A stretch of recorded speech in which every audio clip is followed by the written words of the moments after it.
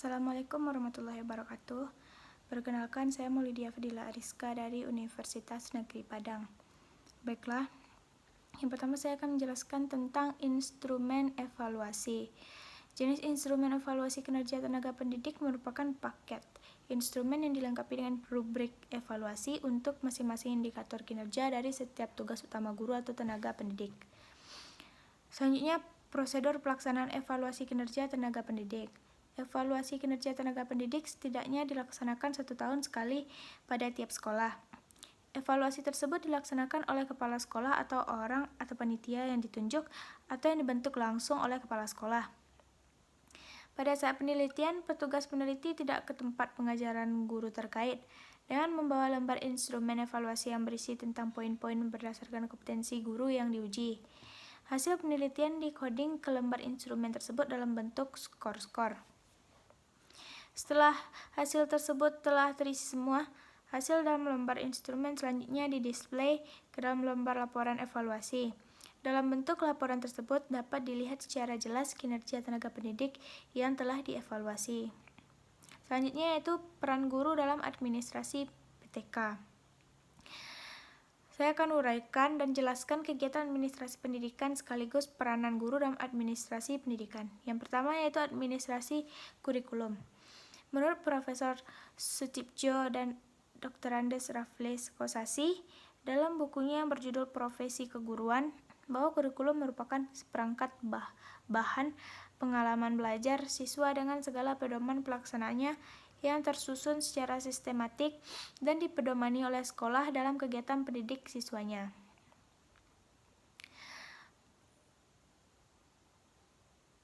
Sedangkan menurut Undang-Undang Nomor 2 Tahun 1989 mengartikan kurikulum sebagai perangkat rencana dan pengaturan mengenai isi dan bahan pelajaran serta cara yang digunakan sebagai pedoman penyelenggaraan kegiatan belajar mengajar.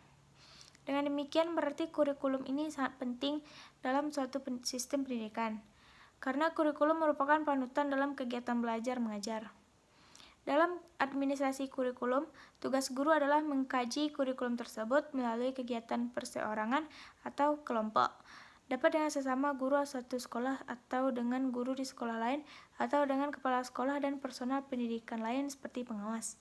Dengan demikian, kepala sekolah dan guru memahami kurikulum tersebut sebelum dilaksanakan. Yang kedua, administrasi kesiswaan.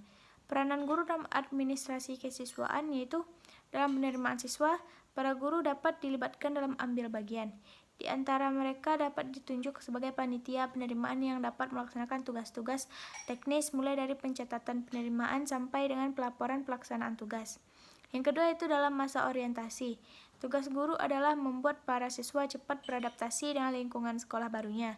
Peranan guru dalam hal ini sangat penting, karena andai kata terjadi salah langkah pada saat pertama, dapat berakibat kurang menguntungkan bagi jiwa anak untuk waktu-waktu selanjutnya. Yang ketiga itu untuk mengatur kehadiran siswa di kelas. Selanjutnya memotivasi siswa untuk senantiasa berprestasi tinggi. Selanjutnya menciptakan disiplin sekolah atau kelas yang baik. Selanjutnya yaitu administrasi sarana dan prasarana. Untuk menunjang pelaksanaan pendidikan diperlukan fasilitas pendukung yang sesuai dengan tujuan kurikulum. Dalam mengelola fasilitas agar bermanfaat yang tinggi, diperlukan aturan yang jelas serta pengetahuan dan keterampilan personel sekolah dalam administrasi sarana dan prasarana tersebut. Menurut Prof. Sutipjo dan Dr. Andes Raffles Kosasi, dalam bukunya berjudul Profesi Keguruan, sarana dan prasarana pendidikan adalah semua benda bergerak maupun tidak bergerak yang diperlukan untuk menunjang penyelenggaraan proses belajar mengajar, baik secara langsung maupun tidak langsung. Sedangkan administrasi prasarana dan sarana pendidikan merupakan keseluruhan proses pengadaan, pendayagunaan, dan pengawasan prasarana dan peralatan yang digunakan untuk menunjang pendidikan agar tujuan pendidikan yang telah ditetapkan tercapai secara efektif dan efisien. Selanjutnya administrasi personal. Adapun peran guru dalam administrasi pegawaian atau personal yaitu yang pertama membuat buku induk pegawai. Kemudian mempersiapkan usul kenaikan pangkat pegawai negeri, pejabatan, karpet, cuti dengan pegawai, dan lain-lain. Selanjutnya, membuat inventarisasi semua file kepegawaian, baik kepala sekolah, guru, maupun tata administrasi. Selanjutnya, membuat laporan rutin kepegawaian harian, mingguan, bulanan, dan tahunan. Lalu, membuat laporan data sekolah dan pegawai. Selanjutnya, mencatat tenaga pendidik yang akan mengikuti penataran. Selanjutnya, mempersiapkan surat keputusan kepala sekolah tentang proses KBM, surat tugas, surat kuasa, dan lain-lain. Yang kelima, administrasi keuangan. Administrasi keuangan meliputi kegiatan perencanaan, penggunaan, pencatatan, pelaporan, dan pertanggungjawaban dana yang dialokasikan untuk penyelenggaraan sekolah. Tujuan administrasi ini adalah untuk mewujudkan suatu tertib administrasi keuangan sehingga pengurusannya dapat dipertanggungjawabkan sesuai dengan ketentuan yang berlaku.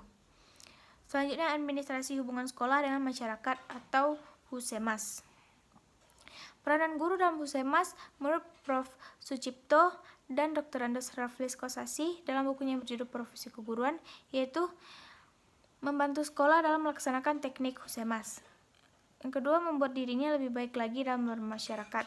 Selanjutnya, dalam melaksanakan semua itu, guru harus melaksanakan kode etiknya. Selanjutnya, administrasi layanan khusus.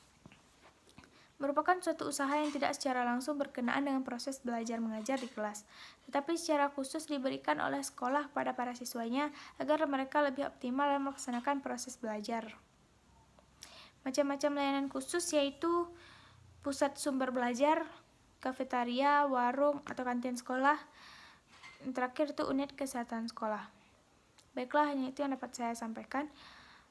Assalamualaikum warahmatullahi wabarakatuh.